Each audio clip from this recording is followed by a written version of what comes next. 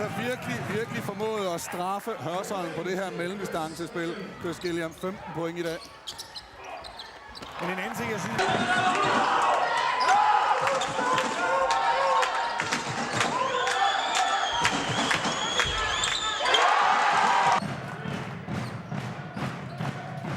Lydkulissen bliver ved med at bakke op om hjemmeholdet. Frederik H.N. 3 point. Der var Bur smider den væk. Jeg synes, Næstved, de havde meget stor succes med det her i første halvleg, men det er ligesom Hørsholm har luret, som han skulle slås lidt mere med. Petrovic, lynhurtig aflevering tilbage til...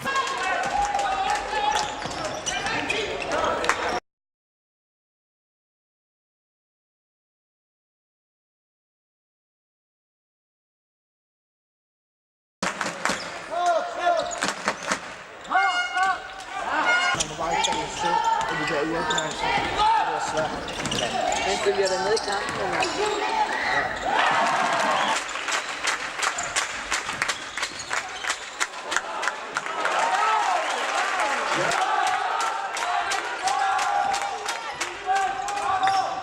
Ekstremt klogt angrebsspil, får flyttet bolden flot og kommer frem til frie afslutninger.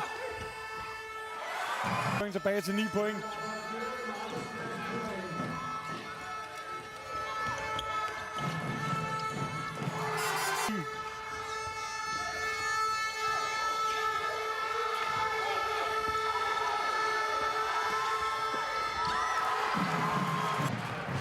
Og så er Åby Høj også godt klar til at sætte Thomas Stotting på banen. Det bliver også spændende at se hans comeback, hvis man kan kalde det det.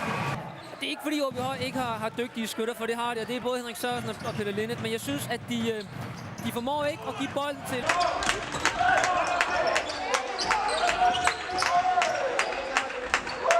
I Fartits lidt aldrende ben. Jeg tror mest, der var krudt i hjælpeforsvaret her. Det er til over for Højrup. Benny. 3.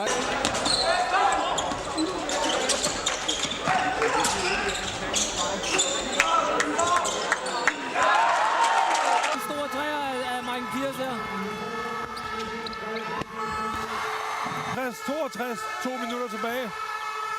Petrovic og Benny.